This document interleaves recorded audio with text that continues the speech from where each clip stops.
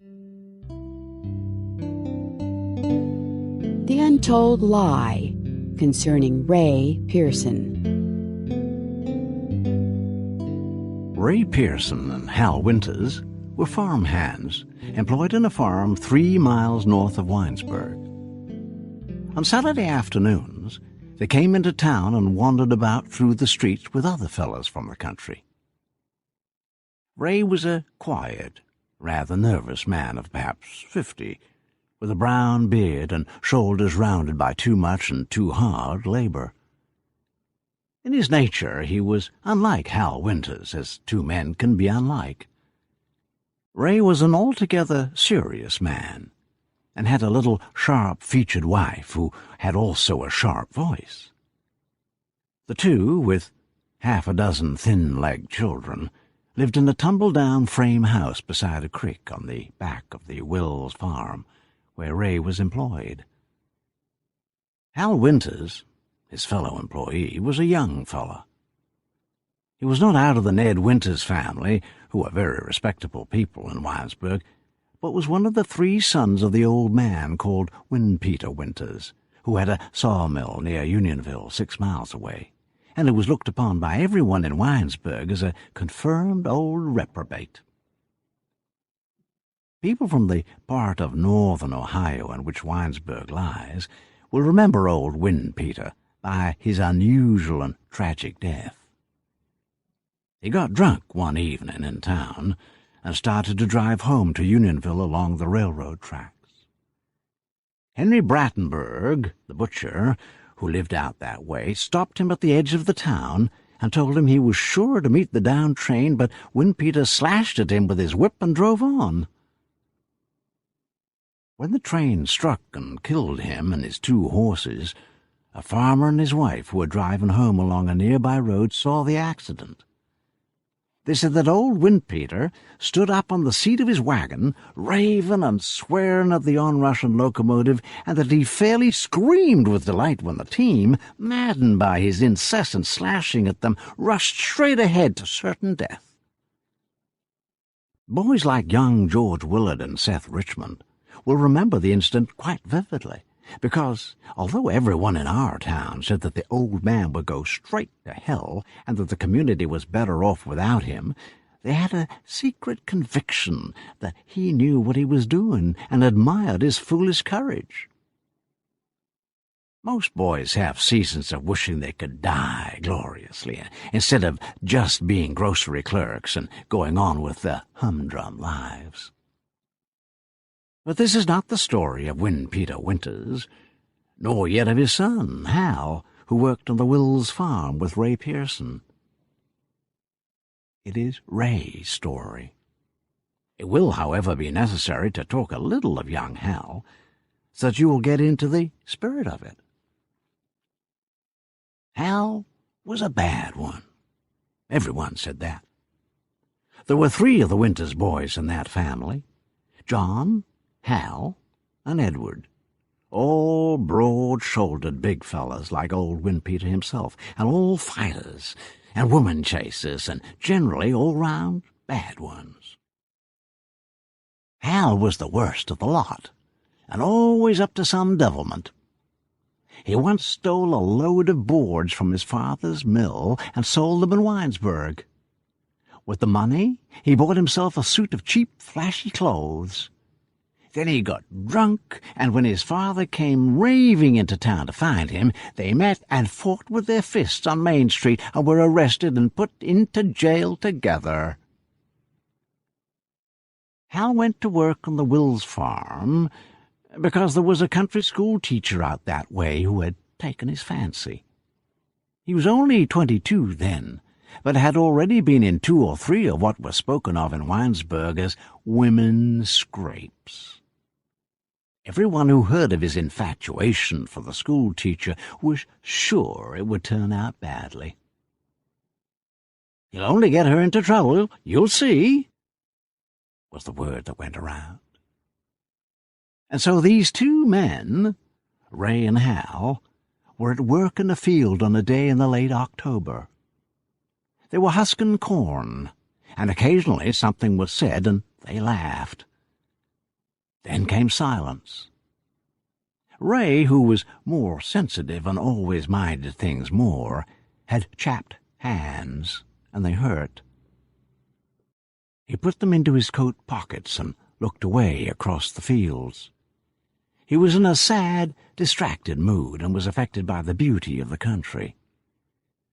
If you knew the Winesburg country in the fall, and how the low hills were all splashed with yellows and reds, you would understand his feeling. He began to think of the time long ago when he was a young fellow living with his father, then a baker in Winesburg, and how on such days he had wandered away into the woods to gather nuts, hunt rabbits, or just to loaf about and smoke his pipe. His marriage had come about through one of his days of wandering. He had induced a girl who waited on trade in his father's shop to go with him, and something had happened. He was thinking of that afternoon, and how it had affected his whole life, when a spirit of protest awoke in him.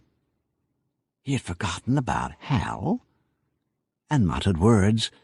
"Tricked by gad, that's what I was, tricked by life and made a fool of." As though understanding his thoughts, Hal Winters spoke up. "Well, has it been worthwhile? What about it, eh? What about marriage and all that?" He laughed. Hal tried to keep on laughing, but he too was in an earnest mood. He began to talk earnestly. "Has a fellow got to do it? Has he got to be harnessed up and driven through life like a horse?" Hal didn't wait for an answer, but sprang to his feet and began to walk back and forth between the corn shocks. He was getting more and more excited. Bending down, suddenly he picked up an ear of the yellow corn and threw it at the fence. "I've got Nell Gunther in trouble. I'm telling you, but you keep your mouth shut."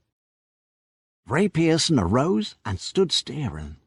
He was almost a foot shorter than Hal, and when the younger man came and put his hands on the old man's shoulders, they made a picture.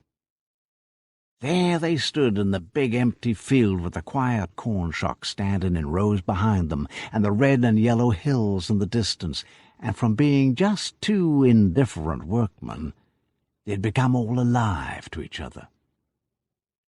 Hal sensed it, and because that was his way, he laughed. "Well, old Daddy, come on, advise me. I've got Nell in trouble. Perhaps you've been in the same fix yourself. I know what everyone would say is the right thing to do, but what do you say? Shall I marry and settle down? Shall I put myself into the harness to be worn out like an old horse? You know me, Ray. There can't be anyone break me, but I can break myself. Shall I do it, or shall I tell Nell to go to the devil? Come on, you tell me. Whatever you say, Ray, I'll do." Ray couldn't answer. He shook Hal's hands loose, and turning, walked straight away toward the barn. He was a sensitive man, and there were tears in his eyes.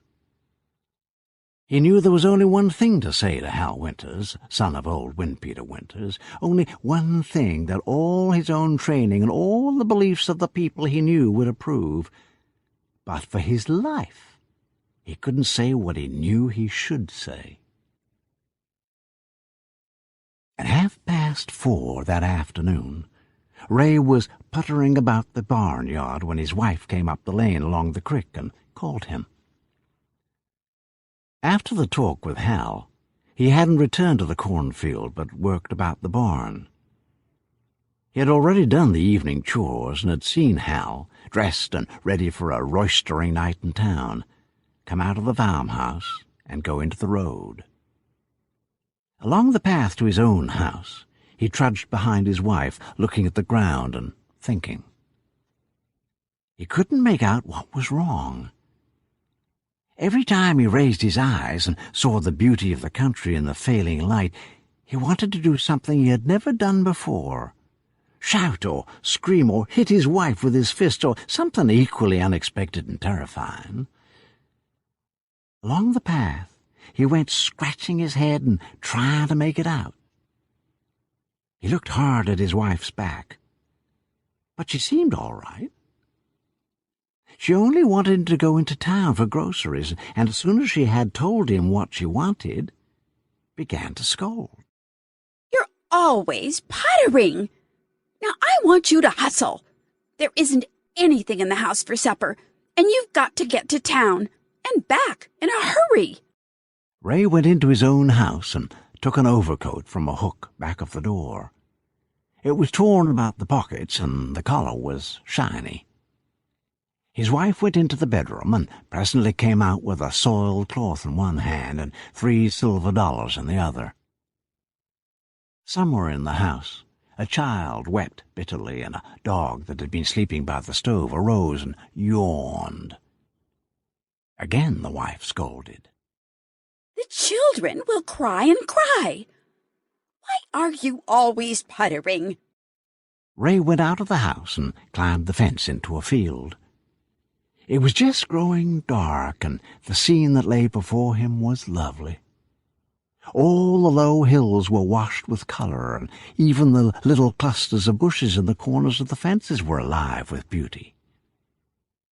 The whole world seemed to Ray Pearson to have become alive with something, just as he and Hal had suddenly become alive when they stood in the cornfield staring into each other's eyes.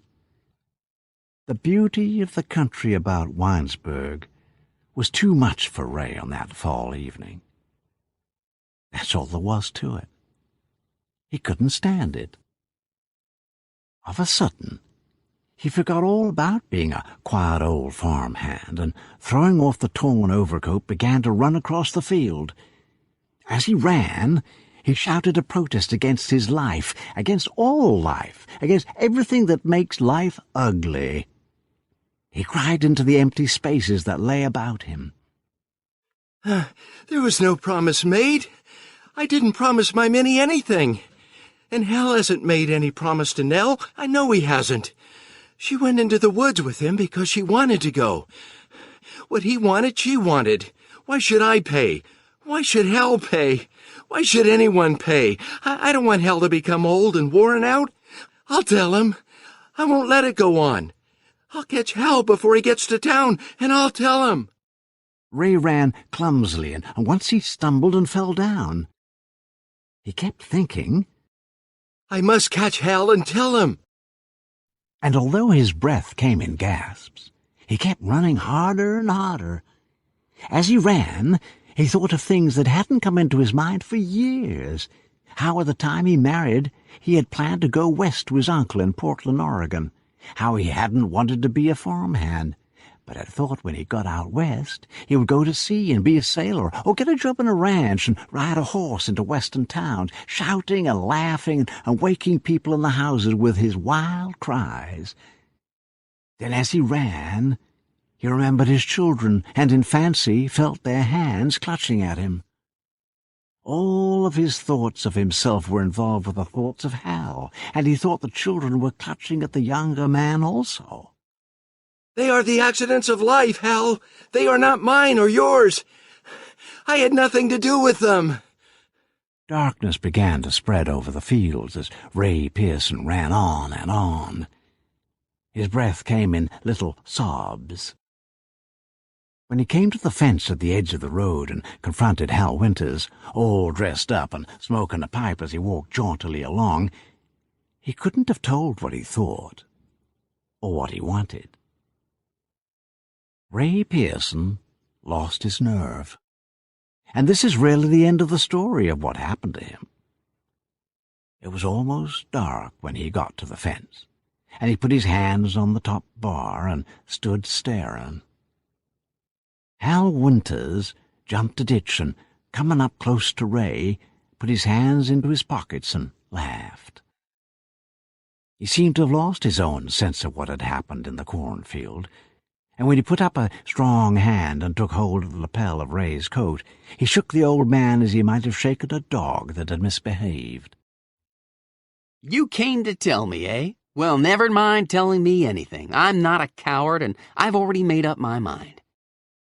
He laughed again and jumped back across the ditch. Nell ain't no fool. She didn't ask me to marry her. I want to marry her. I want to settle down and have kids. Ray Pearson also laughed. He felt like laughing at himself and all the world. As the form of Hal Winters disappeared in the dusk that lay over the road that led to Winesburg, he turned and walked slowly back across the fields to where he had left his torn overcoat. As he went, some memory of pleasant evenings spent with the thin-legged children in the tumble-down house by the creek must have come into his mind, for he muttered words, It's just as well. Whatever I told him would have been a lie. And then his form also disappeared into the darkness of the fields.